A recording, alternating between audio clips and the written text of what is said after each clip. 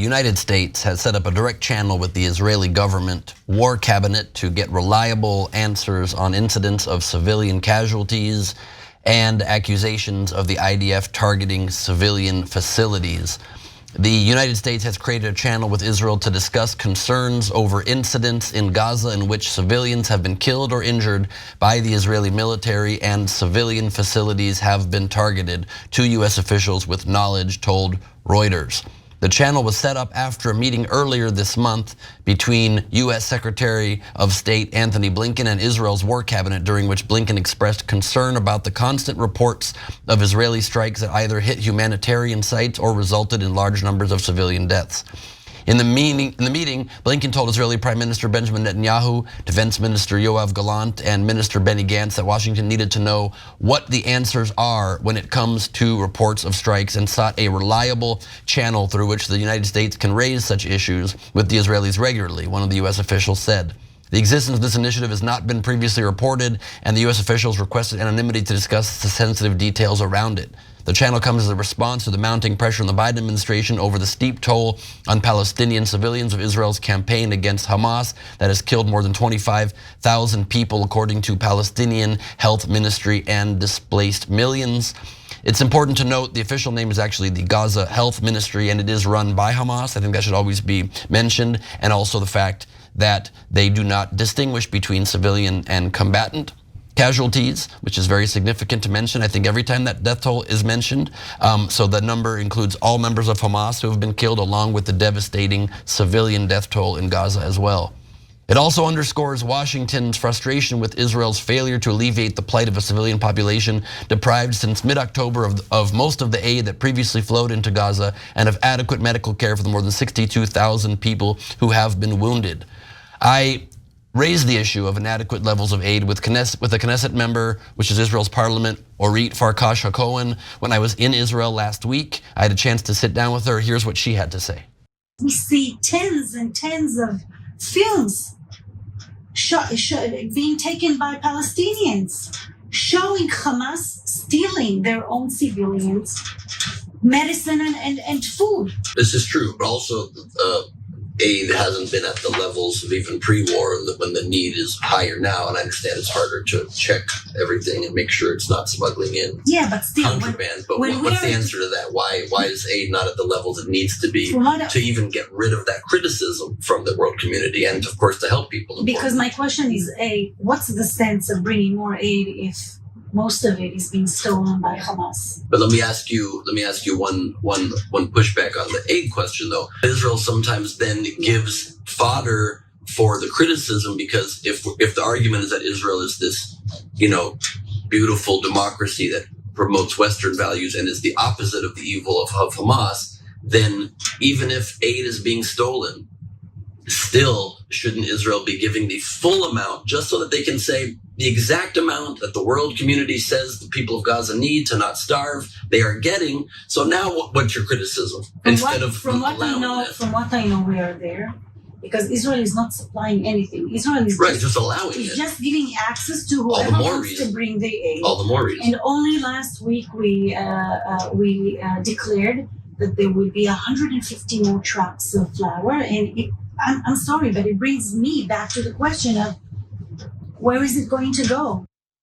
I found that answer to be not very satisfactory, despite pushing back on it multiple times. And obviously, while we've covered here, aid does get stolen by Hamas, and they do sometimes shoot at their own people. Obviously, not all of the aid is being stolen. So people are in dire need and need aid. It's obvious the full amount needed to take care of innocent Gazan civilians has to have been happening this whole time.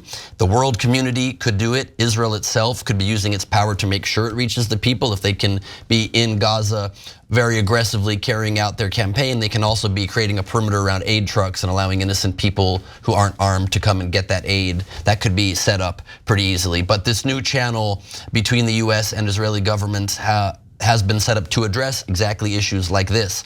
Through the channel, which has been active for the last few weeks, Washington raises with the Israelis every specific incident of concern related to Israel's military campaign in Gaza, another US official said. The Israelis investigate and provide feedback to the Americans. In some instances, the Israelis have conveyed additional information that sheds light on an incident, while in others, they admitted they made a mistake, the official said, without specifying which ones. So those are the facts of it. A lot to discuss, Jake. Yeah, before I get to the channel, first on the issue of the aid coming in. Ben, great job in asking those questions to the Knesset member. Thank you. And following up on it. Thank you. That was great. Look, along those lines, I was thinking this today about how would I handle it? Like, I don't want Hamas getting that aid either, right? And I thought, okay, like replace it so we don't have the bias of the Palestinians, the Israelis, and Hamas and IDF and all that stuff. And I thought, okay, what if the 500,000 people were starving in El Salvador?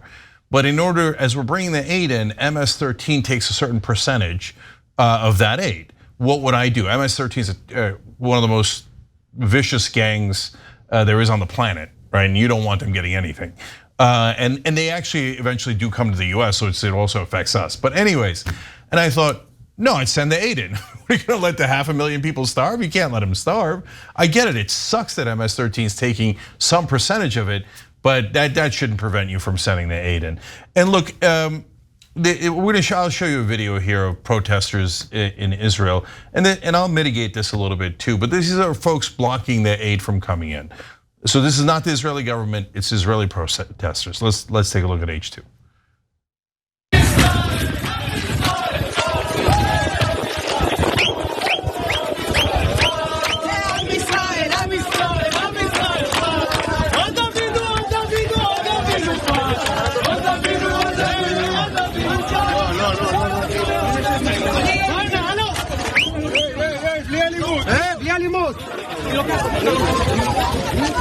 So BBC explained, yes, those are Israeli citizen protesters, etc. They are blocking the road, and only 9 trucks got through that day, for example, and 114 had to be diverted elsewhere, and a lot less trucks got through. Now, at the same time, some of the protesters are family members of the hostages.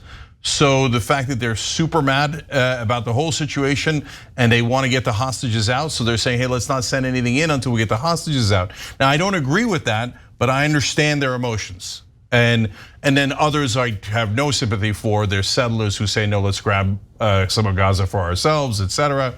But these are the situations that are leading to the aid not getting to Gaza, and about 500,000 people, according to the United Nations, that are now starving. So, okay, now will this help our new channel with Israel? My sense, and we'll discuss it here, is it's not a bad step. I'm not poo-pooing it in that I'd rather have this than nothing. And at least it'll start to ask questions, and maybe it'll get, to make people uncomfortable enough to maybe tap the brakes a tiny, tiny bit. But the reason I'm super skeptical is because they already said ahead of time that there'll be no consequences. So they said the funding won't be touched under any circumstance. Then if the funding's not gonna be touched, what are we doing here? Why are we bothering? So, and understand this is only for high profile cases. Now they don't say that, but like for example, today, Israel did bombing in Khan Yunis, 183 people died. Probably, now Ben and I could disagree about how many of those were civilians, but I think everybody, like even among the 26,000 dead already, that number you read said 25,000, I just read it, that it's cost 26,000. The IDF has said that it's 9,000 of them are Hamas. I think that's absurd, right? But okay, even if you took the Hamas numbers, that's 17,000 civilians dead. Where are you gonna start? We're gonna start with 183. No, they're gonna investigate the cases where the guys were doing the white flag and got shot anyway, the Israeli hostages, the Palestinian guy we covered yesterday, etc. The high profile ones, they're not gonna investigate all the cases. So since they're not investigating most of the cases and it's toothless, it's barely a step forward, but better than nothing. So that's my take. Let's go to Sharon and then get back to Ben. You guys are far more experts in it than I am, far more well-read. I can just say that, Ben, I think you did a tremendous job as well. And maybe I'm oversimplifying it when I say that I think some nuances needed here in one area. I don't want to hear the word Israelis. Hey, the Israeli people have a right to be upset, angry, furious, inconsolable, families of hostages still not returned. I only want to hear Netanyahu and the word Hamas. And when Blinken talks about this channel, there needs to be accountability in the places that it belongs. And I think that there's far more Israeli people who are furious about their leader and want him gone so that we can reach some kind of solution here. Some kind of accountability for the terrorists who, of course, started this, put it out there, this incredibly destructive death toll that we saw in October. But I see the response to it, and honestly, what led up to some of it, the mastermind, however the percentage you want to put on it, with Netanyahu. And I'd like to see, you already said, you're right, there's not going to be consequences, not going to be anything, but at least the name can be uttered in literally every sentence here. We've got to get people food, water, medical treatment, even though Hamas is holding its own people hostage too, is really what they're doing, and perpetuating the killing here. And that's it. But Netanyahu is doing this dance, prolonging and pretending and doing a lot of other things that are hurting his own people. And I just wish that the administration, maybe they can't, okay? I don't get the secret documents, so I don't know. But it seems they can't, won't, whatever. Yeah, I mean, there's no doubt, I've said it many times, I don't think Netanyahu is a partner for peace. He has enabled Hamas to get stronger. He's allowed them to be funded because he does not want a two-state solution. He needs to be removed from power. There needs to be elections in Israel as soon as possible. I also, while we need to get rid of the, we need to get the hostages released as soon as humanly possible. There's still 8 American hostages being kept. Nobody in the country even seems to know about that, whereas all over Israel, all people can focus on is the hostages, as they should be and as we should be here. That said, I do not agree with anybody stopping aid trucks. That does not make any sense. That's a disgusting thing to do. Human beings are suffering. No human life is worth more than any other human life. And the only time it's justified to, in my eyes, to take on a war effort is to try to remove an entity like Hamas that is endangering the human lives currently, and so there then is a justification for a war. As we saw earlier today with the ruling from the International Court of Justice, they did not rule it to be the slam dunk genocide that everybody has been using this term. So many people have been using the term of genocide, and so while they said Israel has to report back in a month, and they hope they take efforts to reduce anything that could be interpreted or lead toward a genocide, they are not able to determine that it is that now. They didn't say that it's not. They didn't say that it is. But they also didn't call for the ceasefire that so many thought would be a slam dunk and based on the evidence obvious to do. And so this has sort of been my point all along, is that holding people to account on the nuance and the details and making sure that atrocities that happen during war stop, making sure that every action is focused as much as possible on targeting Hamas and not on targeting innocent people needs to be done. But to throw around these inflammatory terms, we've been, you and I have been debating it for a long time now, Cenk, and I think is really detrimental before it is clearly in a way that is clearly what is happening. And the court itself determined, the UN's highest court, that is not clear yet, at least as of now. Yeah. So the Palestinians and the South Africans that brought the case declared victory when they had this ruling, but I agree with Ben. I don't think it's a victory. I don't see how it's a victory. Yes, I get it. They said it's plausibly a genocide, and they did not make a definitive ruling, which takes years to do. This is kind of like a temporary restraining order where they were. South Africa was arguing they has to do a ceasefire right now. And then we could adjudicate, is it full genocide within the 2 years that it normally takes, et cetera. But they didn't get the ceasefire, and they're going to adjudicate whether it's a genocide in a couple of years anyway. But that's not the relevant part. The relevant part is stopping it now, right? So we can do recriminations later. I'm just trying to save as many lives as possible. So I was disappointed by the ruling, and so Ben, I hear you. I think it's a genocide based on the definition that the UN has put out, based on what they said about Srebrenica, where a lot less people died, based on the numbers. Even if you take the IDF numbers of 9,000 Hamas fighters, that still leaves 17,000 civilians, which is a massive number of civilian casualties. But We didn't win. I don't think we won at the international court. They said no ceasefire. All of the underlying things past, hey, we're not calling it a genocide yet, was against Israel, right? But that's nobody's going to read that. They're going to just see the headlines, and the headline is, we're not calling it a genocide yet, and we're not asking for a ceasefire.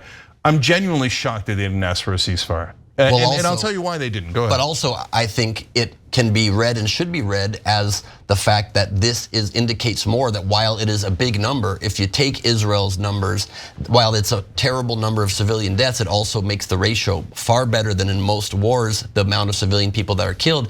It also shows to me that they are erring on the side of, yes, Israel has a right to defend itself. It needs to be more careful, but the whole definition of genocide is the intent to destroy a group of people in whole or in part. And the court is saying right now it's not clear they're doing that. It's clear maybe they are being too cavalier with civilian lives, or that it's the most dense area in the world, as we know it is, with Hamas using its own people to protect itself and to cause these deaths for PR reasons. And for that reason, there will be some amount of deaths that are unavoidable. So I really hope, as was said in the first hour, that we can just use this time, this next month, to work on a political solution. Let's get the world to work on your plan, to work on any of the plans that actually get this solved and can remove Hamas from power without continued civilian loss of life, but that also keeps Israel safe. Yeah, last Can thing I just say this? Go ahead, Sharon, you go real ahead. quick. No, Well, no. just real quick. Listen, the problem is these civilian deaths, the great number of them, are undermining the war on Hamas.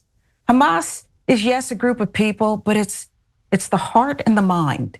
And that's what's got to be remedied here. And when all of these people are dying, and it should be avoided as much as possible, the problem is you're creating more hearts and minds that are against the interests of a two-party state, against the interest of life. Yeah. Yeah, in fact, to back up what Sharon's saying, just saw a poll that Hamas is getting more popular in Gaza. And Netanyahu's getting less popular. This is totally counterproductive. But anyway, we got to go. So the last quick things here is, they said, yes, there's an open conflict here. So we know Hamas is not going to agree to actually not ever fight again. So that's why Israel can still continue the conflict. So Ben is not wrong in his description of it. And so I don't agree with the ruling. And I think that a couple of years from now, they probably will rule it a genocide. But sad day, that's not what happened. And so, and if they had ruled it a genocide, our side would have said, see, but they didn't. So, Israel gets to say, they said it wasn't yet, or it was plausible but not yet. It's not clear, and they didn't even ask for a ceasefire. So, and importantly, they also said the hostages need to be unconditionally, immediately released. And so, yeah, let's call and on everybody both of those agrees to happen. That. Of course, they should always say the hostages should be released. We all agree to that. So it is what it is. And by the way, I think that it's probably political, but people on the side of supporting Israel, or at least Israel's actions, we all support Israel, but Israel's actions in Gaza, they can say, well, how do you know? They adjudicated it, and they looked at all the facts, and they had more facts at their disposal than you do, and they decided that they weren't going to call it a genocide yet. So we have to deal in the reality-based world, and that's the reality of today. And last thing I'd love to say is that I just really hope that this also shows, while it's a sad day in your perspective, in my perspective, it shows the incredible complexity of this situation. It reminds people that it would be great if we can get a political solution going during this time, that it needs to be one that both protects Gazan civilians, but also protects Israeli civilians from Hamas's future attacks that you acknowledge will continue. And so a solution has to be found that makes both of those things happen, which also will protect Palestinian civilians into the future as well. If we don't get both of those, then this continues forever, and that's all I've been arguing for this whole time.